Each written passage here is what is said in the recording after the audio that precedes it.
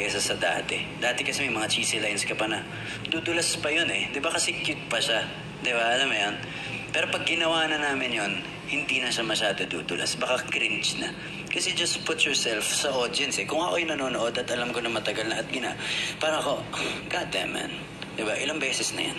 Diba? Kahit ako na mismo magre-reklamo eh. So, ganon din. Paano pag, diba? Ikabit na natin yung reality dito. Diba? Ano lang yung masarap sa pakiramdam? Diba? Ano ba yung dapat nating marinig? Ano ba yung dapat nating sabihin? Yung mga ganong mga bagay. So, iba na rin, di ba? Kulit, di ba? Kilig lang, nagiging complex na masyado kasi nga ang tagal na namin ginagawa, eh, di ba? Pero, yeah, yun lang. Bal? Kat? That's nice, eh.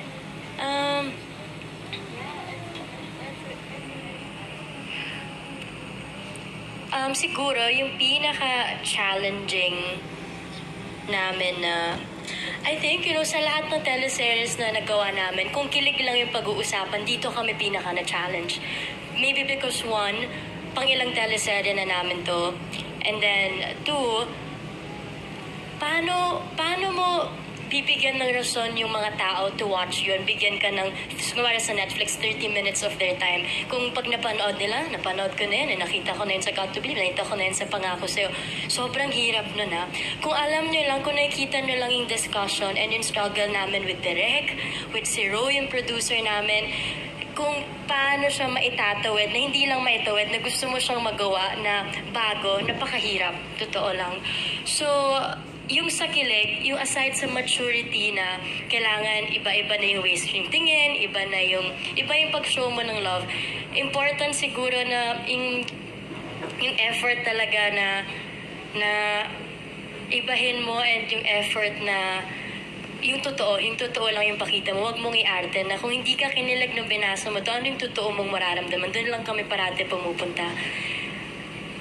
Akala nila pag love story, yun yung pinakamadali. Pero ang hirap. Ang hirap-hirap magpakilig. And happy lang kami dahil tinanggap talaga to ng lahat ng tao. And hindi namin alam kung yung next natanggapin, kung yung next, ang hirap timplahin eh. Pero siguro nakuha yung timpla ng lahat dahil yung character ni Ali at Eloy pumasok na sa amin and hindi nagsasawang makinig sa amin si Direk. Whenever we feel uncomfortable, we talk to her. Makita mo nagpupulong-pulong na kami dun sa system and then dinidiscuss na how to revise it, how to make it more Ali and Eloy na comfortable as Kath and Deej.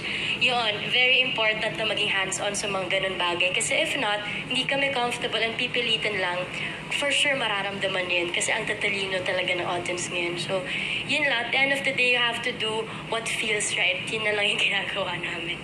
Very well said. Thanks, Kat. And DJ, we have for you.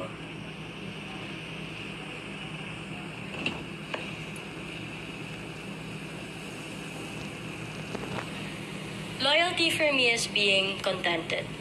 Because if you're contented, you won't look for any more person, right? So, loyalty equals your contentment. Easy.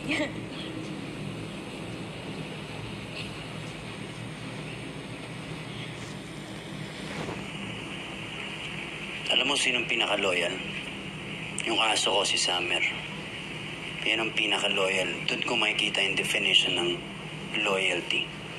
Na kahit ano man ang pinagdadaanan ko ngayon, kung ano mang sitwasyon ng emosyon ko ngayon, sino ako ngayon, tatanggapin ako ng buong buo nun. Yun ang loyalty. Walang judgment kung sino ka.